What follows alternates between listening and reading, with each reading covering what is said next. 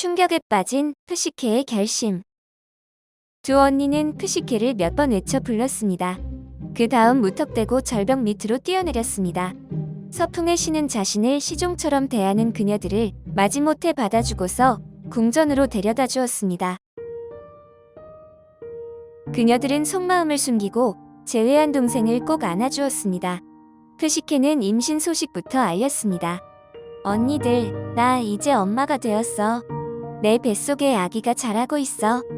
깜짝 소식에 당황한 언니들은 증오심을 감추며 내숭을 떨기 시작했습니다. 푸시케, 축하한다. 너를 닮아 얼마나 예쁜 아기가 태어날까? 부모님께서도 정말 기뻐하시겠다. 그래, 진심으로 축하해. 아기가 태어나서 처음으로 젖을 물리면 여태껏 몰랐던 큰 기쁨을 느끼게 될 거다. 푸시케는 임신 후 처음으로 마음을 기댈 가족들을 만났다는 사실에 무척 행복했습니다. 타인들에게 부탁하여 지난번보다 더 성대한 식사를 대접했습니다. 그런데 언니들은 식탁에 앉자마자 푸시케를 채근하기 시작했습니다. 푸시케, 우리 가족들이 곧 태어날 아기 아빠에 대해 아무것도 모른다는 건 말이 안 되잖니? 어서 꽁꽁 숨겨둔 남편에 대해서 털어놔보렴. 그래, 네 남편은 무슨 일이 그렇게 바쁘길래 아침부터 집을 비운 거니? 당황한 푸시케는 머리속이 하얘져서 지난번과 다른 대답을 했습니다. 남편은 이웃나라에서 온 부유한 상인이야. 중년에 접어들어 머리가 새기 시작했지만 무척 잘생겼고 다정한 사람이야. 이웃나라에 큰 시장이 열려서 물건을 사러 갔어. 당황하여 또 거짓말을 한 푸시케는 어젯밤 남편에게 들은 충고를 떠올렸습니다. 착하고 여린 당신이 언니들이 찾아오는 것을 거부할 수 없다면 나에 대해 캐묻는 것에 절대 아무 대답도 하지 마시오. 푸시케는 언니들을 돌려보내야겠다고 마음먹었습니다. 언니들, 남편이 인사를 드리지 못해 미안하다면서 보석 선물을 잔뜩 준비해줬는데 깜빡했네. 선물을 가져올게. 배고플 테니 언니들 먼저 식사해. 푸시케가 자리를 비우자 언니들은 거침없이 욕을 늘어놓기 시작했습니다. 저 어리석은 것이 저번엔 남편이 젊은이라더니 오늘은 중년이라고 딴소리를 하네. 왜 뻔뻔스럽게 거짓말을 하는 거지? 혹시 저 멍청이가 남편이 누군지 모르는 건 아닐까? 어떤 신이 정체를 숨기고 푸시케를 아내로 맞이한 것이 틀림없어. 그렇다면 뱃속의 아기는 반신이잖아. 이제 푸시케도 신이 된 것처럼 행세하며 우리를 더 업신여길 거야. 그 꼴을 두고 볼 순 없지. 어서 우리가 세운 작전을 실행하자. 푸시케가 돌아오자 큰 언니가 말을 꺼냈습니다. 푸시케, 잠시 우리 말을 잘 들어보렴. 실은 어제 너무나 무서운 이야기를 들었단다.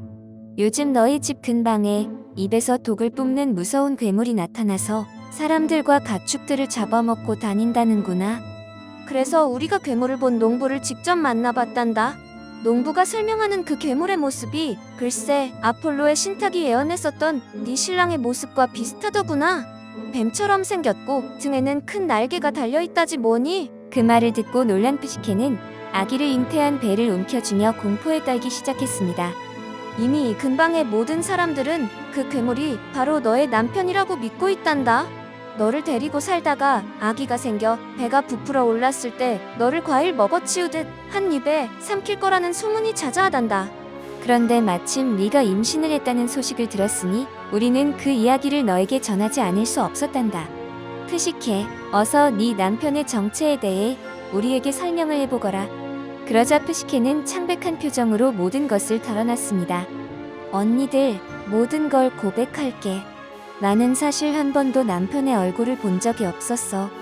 누구인지 어디서 왔는지 아무것도 모른다고. 캄캄한 밤에만 나타나 속삭이는 목소리가 내가 아는 전부야. 이야기를 듣고 보니 햇빛을 피해 동굴에 사는 괴물이 맞는 것 같아. 언니들은 푸시케가 털어놓은 고백에 반색하며 자신들이 세운 작전을 계속 밀어붙이기 시작했습니다. 역시 우리 예상이 틀림없었구나. 우리는 밤을 새워가며 어떻게 하면 너를 그 괴물로부터 지켜낼 수 있을지 고민했단다. 이제 우리를 믿고 네 손으로 직접 그 괴물을 해치워야 해. 그게 바로 너와 뱃속 아기의 목숨을 지키는 유일한 길이야. 날이 바짝 선 칼과 기름이 가득 찬 램프를 준비해서 침대 밑에 숨겨 놓으렴. 그리고 오늘 밤 남편이 깊은 잠에 빠져들 때까지 정신 바짝 차리고 기다리거라. 그 다음 침착하게 숨겨둔 칼을 꺼내서 한치도 망설이지 말고 괴물의 목덜미에 깊숙하게 꽂아버리거라. 그리고 램프를 켜서 서둘러 침실 밖으로 빠져나오면 끝이란다. 오늘 밤 우리가 밤새 집 밖에서 기다릴 테니 절대 두려워하지 마. 괴물을 죽이고 우리에게 소리치거라. 즉시 너를 데리러 달려올 거야. 그래, 우리 함께 모든 보물들을 챙겨서 친정으로 도망치도록 하자. 언니들의 계략에 넘어간 푸시케는 비장한 표정으로 고개를 끄덕였습니다. 푸시케를 속이는데 성공한 언니들은 보석 선물을 챙긴 뒤 서둘러 궁전을 빠져나왔습니다. 그리고 밤을 새워 궁전 곁에 머물러 있겠다던 약속을 어기고 각자 집으로 도망을 쳤습니다. 홀로 남은 푸시케는 오늘 밤 자신이 해야 할 끔찍한 일을 떠올리며 고뇌에 빠져들었습니다. 남편을 죽이는데 성공하는 것과 실패하는 것, 양쪽 모두 두렵긴 마찬가지였습니다. 언니들의 이야기가 뜬 소문이길 바라다가 곧 체념하기를 반복했습니다. 포기할까 머뭇거리다가도 그간 정체를 숨긴 남편에 대한 증오심이 차올라 기필코 그를 죽이겠다고 다짐했습니다. 반면에 아직 그를 가슴 깊이 뜨겁게 사랑하고 있다는 사실 또한 부정할 수 없었습니다. 석양이 질 무렵이 되어서야 온종일 망설이던 마음을 정리했습니다. 언니들 말대로 단검과 램프를 준비해 침대 아래에 숨겨두었습니다.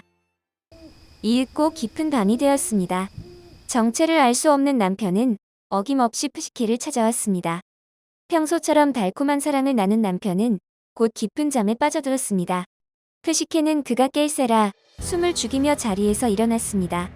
그리고 아주 조심스럽게 침대 밑에 숨겨둔 준비물을 꺼내기 시작했습니다.